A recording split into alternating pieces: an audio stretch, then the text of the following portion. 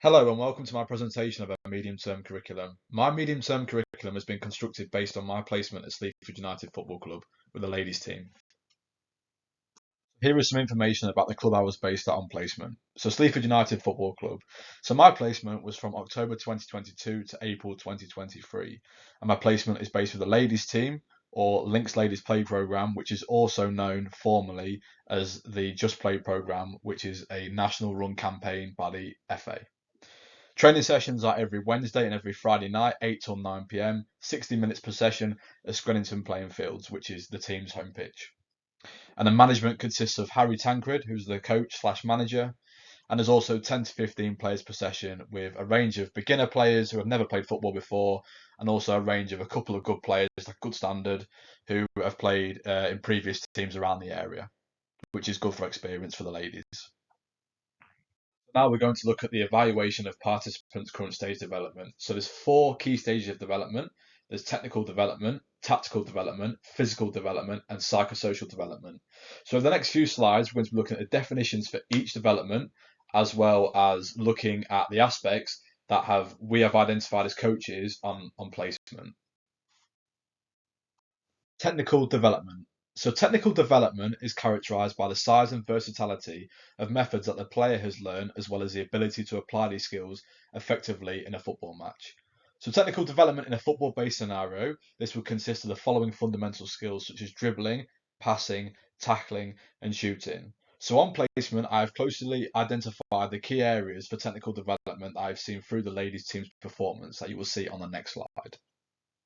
Technical development, expectations versus reality. So on the left-hand side is our expectations of what we expect as coaches for placement, the ladies team.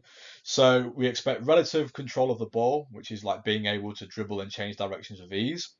And then also the ladies should be able to receive a variety of passes and gain control of the ball with both feet or with their chest, or they can be stretched to intercept a pass without losing the ball.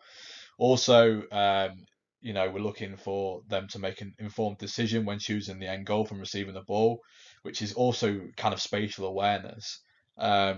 So which seeing which teammates are free, and also having confidence in the decision as well is what we kind of expect. It's kind of the basics, but it's what we expect for technical development. So on the right, we have the reality of where the ladies are at currently on the placement that we saw.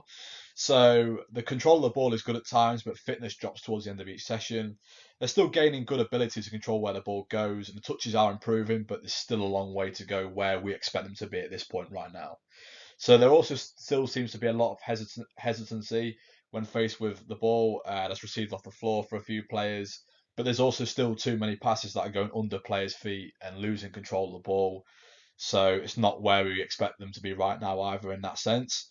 And also one of the big things for us is the awareness of space when in possession of the ball. This has been proven, but we kind of like to ask the players why they make certain decisions in training, and this has been received well so far. But we've also seen there's lots of panic still once a defender is chasing the attacker, and then loss of control of the ball, it goes out of play, and it's a mess. So there's still some way in terms of technical development of where we would like them to be. Tactical development. So tactical skills are defined as knowledge of in-game adaptations and decision making. Tactical skills also depend on cognitive information, including knowledge of goals and actions of the game, and also awareness of certain skills within the context of the game. Tactical skills are really important for a sport like football, as sometimes tactics can be the result of winning or losing a game if players don't understand the instructions from the coach.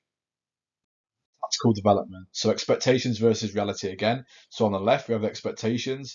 So we start with spatial awareness. So the awareness of space around the players and which teammates are in space too.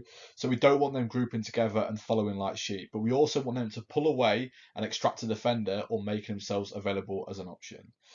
Awareness as well of when a counter attacking opportunity might happen, and the flip side of this is to get back, defend, and stop a potential counter attack. And the final thing we expect them to do is to be able to slow the game down at key points in the game, so to defend a 2-1 lead, or to speed it up if it's 1-1 with a corner in the last minute of the game. This is quite important. So the reality of this on the right hand side, as you can see, spatial awareness. So it's slowly improving, but there's still so much flocking together. like sheep again, like we did say, and not enough positional awareness from the players. So we often end up in 2 versus 1 situations, which is an overload, when defending after players not understanding there needs to be an urge to get back.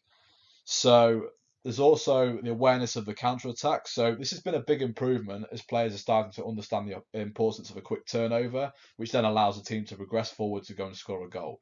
But we also need to investigate more ways of defending a counter attack, as we do struggle to deal with overloads, i.e., the 2 versus 1 mentioned above. And then finally, slowing the game down. But we haven't done much work on this in training. But hopefully, in the coming weeks over pre-season, we can then work on this or incorporate this into our medium-term plan, which will definitely help the development of the ladies. Physical development. So, physical development is the influence of demand on an athlete. These skills, such as a player's physical capacity, playing position, and style of play, are all part of the intense physical skills that are needed for a football match. Physical development. So the expectations versus reality. So again, expectations on the left, reality on the right. So the expectations, we have fitness, strength, and agility are the main kind of topics we're kind of looking at for expectations. So fitness, so being able to play long periods at high intensity of pressing and making runs during a game. Then we have strength, which is not backing out of challenges and being strong on the ball when pressure is applied. And then agility, being able to turn sharply or lift legs up to control balls, as well as jump in to win headers. These are kind of important necessities that you need for football in competitive fixtures or in training sessions. And the reality of these is that the team's fitness has increased over a period of time, which is good. We've started off from like a near zero baseline for some players. Players that have come into the team have never kicked a football in their lives, never done any exercise whatsoever. So they've worked hard to improve their own fitness, and they've done this by arranging their own team fitness sessions away from training, which is really good to see. Good to see that team spirit too. We haven't played a full 90-minute match yet, so this will be a big tester for us. But it's improving a lot, and we're kind of happy that it's towards the expectation that we hope for them. So then physicality and strength, this seems to be below par as what we would have liked, as we have played other competitive teams that were nice and played a difficult style of football, which caused the ladies to get frustrated and pushed off the ball too easily. That should also say weren't nice. They wasn't nice because they was very competitive and very aggressive at times as well, which was difficult for the football we were trying to play. And then agility. Agility has been one of the biggest improvements in the team that we've seen. So we've been teaching the ladies lots of skills and turning drills, and fitness has improved obviously with agility. Players have also lost weight, which has allowed them to turn quicker by being lighter in training sessions and games as well, which has been really good to see. So we're really happy that that expectation has also met the reality of where we would like them to be for agility. Psychosocial development. Psychosocial development is the method of how an athlete's personality develops through their life and how social skills are learned from infancy through to adulthood.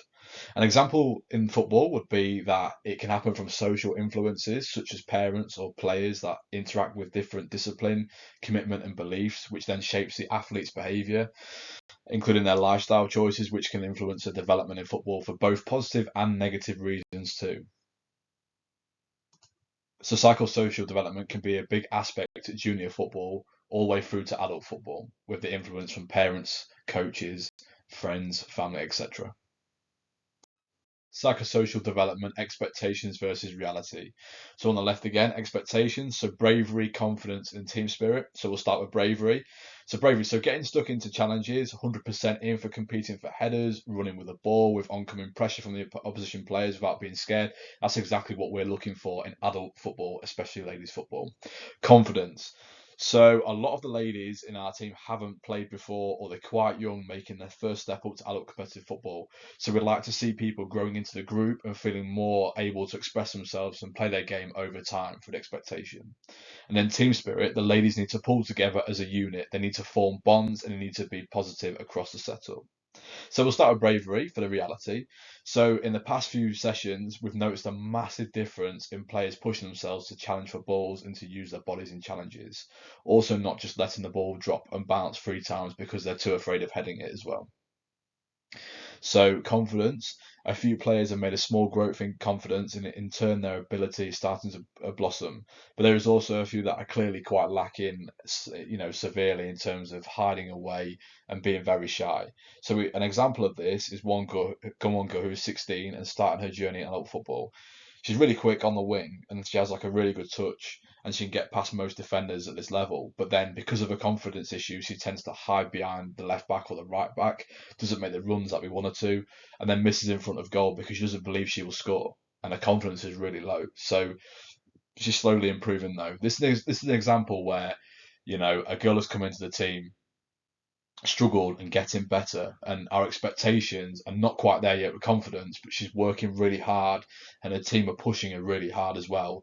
And she seems to be coming alive each week by communicating with team, getting on with them really well, etc. So yeah, and team spirit, obviously, like we mentioned, there are still some abrasive personalities and relationships across the squad on the whole, but they also seem to be managing to pull together. And this was clearly shown at the last tournament we went to in Newark, when results weren't going our way. The players had each other's backs and pushed each other through right to the end, and we ended up scraping a draw, which was like the first big result for the club in terms of the tournament against a really good team as well.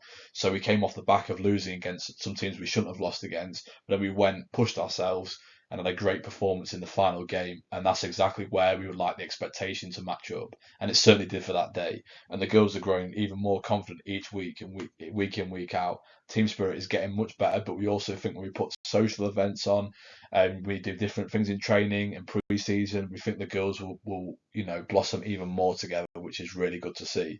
So it's coming together nicely for psychosocial development. Eric Erickson's stages of psychosocial development model. So Eric Erickson developed a theory that involved 8 stages of psychosocial development from infancy to adulthood. Each stage involves the athlete experiencing a psychosocial crisis that could be a positive or negative change on their life, which could affect their personality development. So for the ladies team and for this medium-term curriculum, we're going to be looking at stage 6, which is intimacy versus isolation. So this takes place between the ages of 18 and 30, or some psychosocial stages of Erickson's theory that say 40 years old as well. So this is longer commitment and bonds form, and crucial to develop strong relationships in this period of time. There's also a variety of varying degrees of success too. So this is quite important when we look at the ladies team, and this fits in terms of their personality and psychosocial development, is what we've seen in sessions and what we plan to see in the future as the team progresses into a competitive football side. Performance problems. So we are going to be exploring the performance problems that I've identified during my placement. We will also look into the depths of my TPM model and my mental model as to how this will shape my 6-week curriculum for my placement. TPM model. So here is my target performance model, or TPM model, on the right hand side. This shows the information in the table, such as performance problems, as well as the technical, tactical, physical, and psychosocial development in the ladies team. This TPM includes specific ideas on the expectation that the ladies can improve on the performance characteristics that I've identified on my placement. They will also be able to take these ideas from the medium-term plan into the next sessions or competitive fixtures that they will have with the feedback that I provided. Now, this TPM model will be used along with the theme of my 6-week curriculum that I'll provide for my placement, and we'll look at improving the development of the ladies team. So if we look at the diagram on the right, which is my TPM model, it's tailored towards a game-based scenario at the end of each training session. So the performance problems I've identified, I've picked out 2 of them. So finding space, moving and transitioning with a ball across the pitch, and basics of football, which is short passing, moving and shooting, obviously basics of football, fundamental skills. So the framework for this is the general analysis of what our training sessions have been like. So a 7-a-side game, or like I said, game-based scenario, attacking and defending transitions too. So we've picked 2, which obviously is a finding space, moving and transitioning the ball, and basics of football, which is passing, and they'll be the main themes of my medium-term plan. This is really important to where our ladies are currently at in terms of their journey to competitive football from the stage they are at the moment. Mental model. So a mental model of performance shows the key skills, qualities, and key behaviours that a coach wants to see from their participants. This method also shows the ideas of how these athletes could be successful in their chosen sport if they follow the key elements to the mental model. So my mental model, which you can see on the right hand side, its purpose is to look at the key points of transitioning through an invasion game in my coaching session with the ladies team. Now, as we go through the medium term plan, you'll start to see lots of invasion games, different sort of things, possession drills. That will really help from the mental model into the the sessions. So I've implemented the basic elements of football, such as attacking and defending, into my mental model. Both elements include moving the ball across the pitch with transitioning the ball through the opponent's third. Not only are these fundamental skills, but also the key elements of a competitive football match. So my mental model on the right hand side is tactical based information to support the transition of the ball. So moving the ball through the opposition further pitch. We've got the attacking, we've got the keep possession of the ball, which can go on to then score a goal. And we have the flip side of that, which is a defensive side of possession. So it's the defend as a unit, protect the goal, and obviously defence together. So the key elements of defending as a unit in like a game-based scenario as well with the mental model. Medium term, or known as meso. So a mesocycle is one of the three main stages of planning. The mesocycle is a medium-term planning process which usually outlines a 6-week to season-long process of setting performance goals that are set to help participants achieve the macro goal. So mesocycles usually cater for tactical elements in the coaching scenario, which is perfect for what we're trying to develop in our medium-term plan with Sleaford United FC ladies. The key elements of planning a mesocycle is the following, and you'll see that over the next few slides. So bounds criteria, it's really important to take that in with the learning outcomes. Then we've got performance problems and development skills. So we've already talked about both of these in the previous slides, which is technical, tactical, physical, and psychosocial skills. And then also the actual 6-week outline of the curriculum in terms of the sessions and how they're planned around the medium term as well. Important so we can get the best progression out of our ladies team. Learning outcomes. So what is Baum's theory to do with learning outcomes? So David Baum created the criteria for the process of setting learning outcomes when he was coaching. So Baum created 7 standards for the coach to meet when setting learning outcomes for the participants. The 7 stages are active, so something that participants can do; attractive, so participants want to achieve it from the learning outcomes; comprehensible, the understanding from the participants; appropriate to the participants' current goals and plans; attainable, which is most participants will meet the target set with effort; accessible, so we can see if the participant has achieved their goal; and visible to the participants and other coaches. Learning outcomes is absolutely vital in terms of progression that we need to see in our ladies. So we need to make sure our learning outcomes reflect that, and you'll see that in the next slide. So here is our overall learning objectives of our 6-week plan. So the first objective is players need to use confidence and show willingness to develop their range of passing. So long passing, short passing, etc. From the back line, so the defence, to the front line, to the attack. So it needs to go from defence to midfield to attack to be successful in possession and also creating attacking opportunities in games, training, etc. Our second objective is players need to be able to be confident when recognising when to make the correct decision when making a pass. So passing the ball centrally to the midfield or even out wide to the wingers so they can go and attack and create space in the box to create attacking opportunities. So, and when obviously they're receiving the ball from a teammate, they need to check shoulders whilst they're in and out of possession of the ball too. Our third objective is players need to be able to improve their tactical development and understanding over the 6-week plan to improve their spatial awareness when in and out of possession during the overloading drills, such as 2 versus 1, 4 versus 2 game-based scenarios during our sessions that we will have in a curriculum. And our final objective is players need to recognise other teammates that are in space in play and to be able to play forward using the midfield and attack, as well as identifying the opposition's vulnerabilities. This is really important in a game. If we can identify the opposition's vulnerabilities, then we'll be able to score goals and we'll be able to attack more fluently. Now we move on to the main focus of our 6-week curriculum. So I'm going to go through the themes over the 6 weeks. So 6 weeks, 2 sessions each week. So that'll be 12 sessions in total, 6 weeks. So the themes, so week 1 is playing out from the back. Week 2 is attacking play, but we're more focused on phases of play. Week 3 is transitioning with urgency. Week 4 is attacking play again, but with width this time. Week 5 is playing through the midfield. And then week 6 is transitioning through the centre of the pitch. It's a game-specific session. So over the 6-week curriculum, the main focuses are passing, which is a fundamental skill, and a technical development skill that I've identified in the previous slides.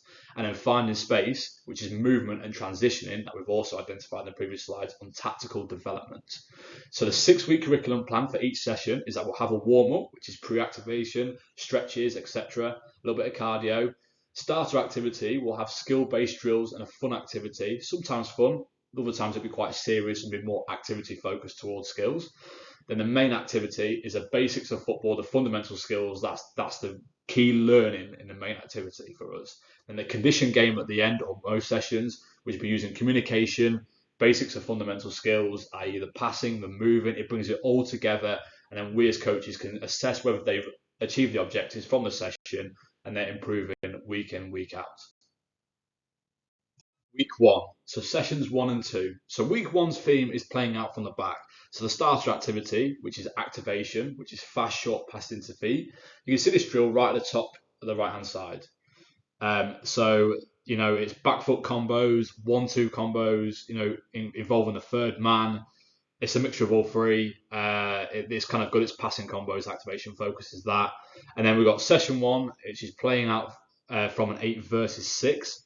So like angles to receive, switching play, there's fast, slow tempo, and there's nice rotations in midfield. That will help as well with the session of playing out from the back. That's what we want. In session 2 is a game-based scenario, so 11 versus 11. So to go through the second session focus points, so activation focus, so passing combos. We've got using angles to make clear passes, switching play. We've got overload zones, and also a reward in the end game, in the 11 versus 11 game, for playing through the third. So it's a point-based system, which really helps the competitiveness for the ladies, but also to try and get them to understand the criteria to try and improve as a footballer. Week 2, so sessions 3 to 4. So week 2's theme is attacking play, which is phases of play we're going to be looking at. So the starter activity, which is at the top again, is penetration patterns. So here we're looking for the weight of the pass, timing of the runs, splitting opposition players, one-touch passing, and off-the-ball positioning too. And then we move on to the main activity in session 3, which is a 6 versus 6 transfer. So here we're looking at the 6 versus 6 screening. So the transfer after 5 passes, which is like a minimum. And if you lose a possession, obviously defenders, it's really important that you control and when find out when to penetrate the pass, switch to penetrate the pass, and also the speed of play is what we're looking at too. And then finally, we have the medium-sized game specific in session 4.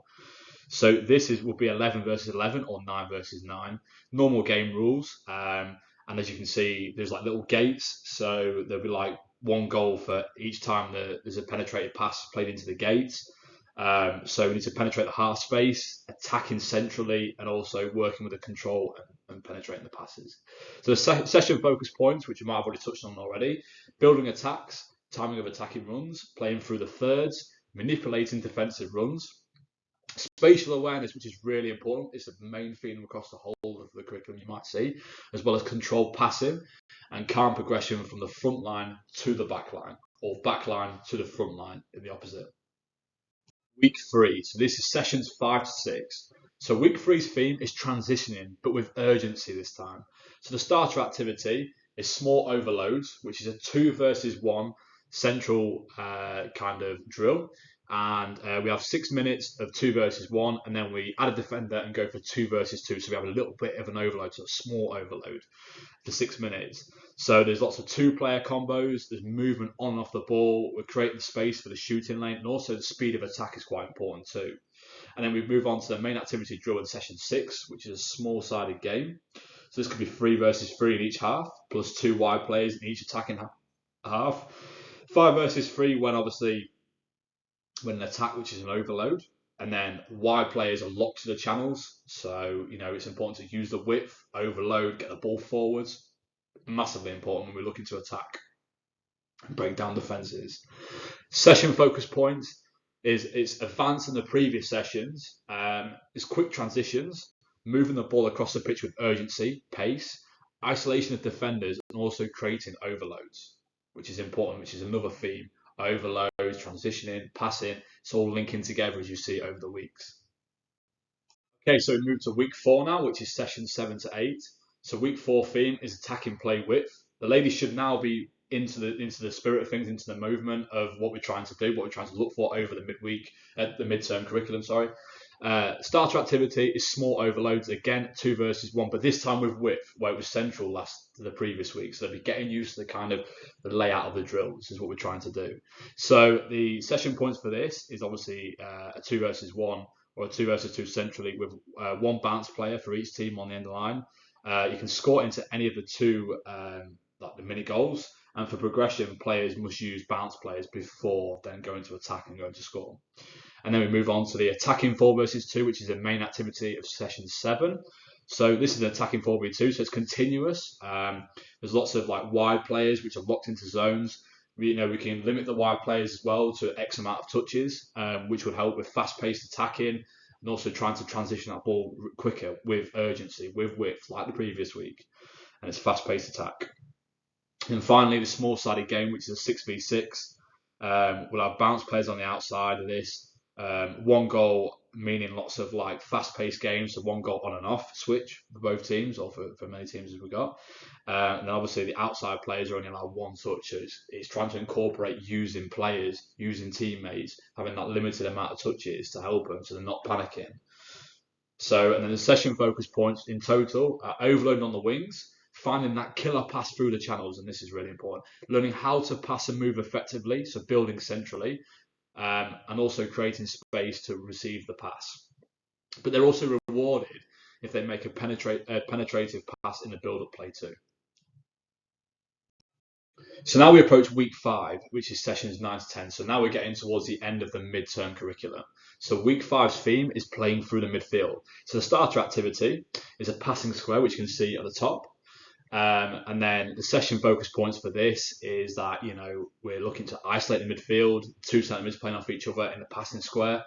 And then obviously the session main activity is a 2 versus 2 play. And then obviously the main activity in session 10 is close possession based drills. So the whole session focus in general, as you can see from the drills, is there should be no pressure. So we're looking for them quick, sharp, crisp passing.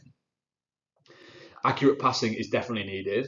Then we're playing on the back foot and driving the ball into space then with the teammates. We're also reducing panic, which we've identified in the development skills section in the previous slides as well, which is a really big thing for us. It's a big problem. And then trying to work on that, which then forces correct decision making whilst under pressure as well. And if we want to add progression to these drills, then we could add another ball or add another touch. And the final drill, the players need to receive it and play out instead of players being in the middle of the drill too. Now this is our final week of our midterm curriculum. So this is sessions 11 to 12. So week 6 theme is transitioning through the centre of the pitch. This is a game-specific session. So session 11's main activity follows on from the previous week's drill, which you can see in the top right corner. So we need to find the questions. As coaches, we need to be asking these questions. Are they passing with accuracy? Are they passing with speed? Are they breaking the defensive lines with width? Are they checking shoulders? And are they receiving the ball off the back foot? This is for us now to analyse whether they've been listening in the previous weeks and following on into this drill and using what they've learned over the midterm curriculum. So it needs to be keeping up with intensity too, which also ties back into what we've said in development skills. And then the game-specific session, which is in the final session, is analysis from us as coaches to see if our players have learned and developed the range of passing and movement during this part of the session, and also for the rest of the midterm curriculum in general. So are they realising when to move and when to release the ball to strikers? So, we've built on this whole, admiration of defence, midfield, attack in the group. So we set objectives for each little tiny bits. So as a goalkeeper, can we look to play out from the back to the defenders? So that was week 1. Defence, can we find feet, either short or play the long pass, which we've also looked at in the midterm curriculum. Midfield, can we look to play forward or out wide, which was the previous 2 sessions, 2 weeks. Attack, can we then to try and make options? Can we come closer, receive the ball, and then go on to attack? And as a group, when we learn to play forward, do we know when to play safe during the game? Is it 1-1? Is it 2-1? We need to understand that as a team. Here is my reference list. So over the past few weeks, I've been looking at different articles. I've been looking at books, journals, websites to get all this information. And, it's been really interesting and a brilliant insight for me as a coach to see what is out there, what other coaches are doing, how a midterm curriculum works. And this is what we're trying to build for our ladies as well, because we want them to progress because they're going to competitive football in September. So here is a reference list. And here is the continue reference list. So there's more different sources. There's articles, there's journal articles, there's book sections, there's website articles. I've looked at lots of information over the last few weeks for this. So here is the references continued. Finally, here is a club-based reference list. So we've had some photos at the start of the presentation from different social media accounts that the club has that we've taken from. We've also had permission off the players.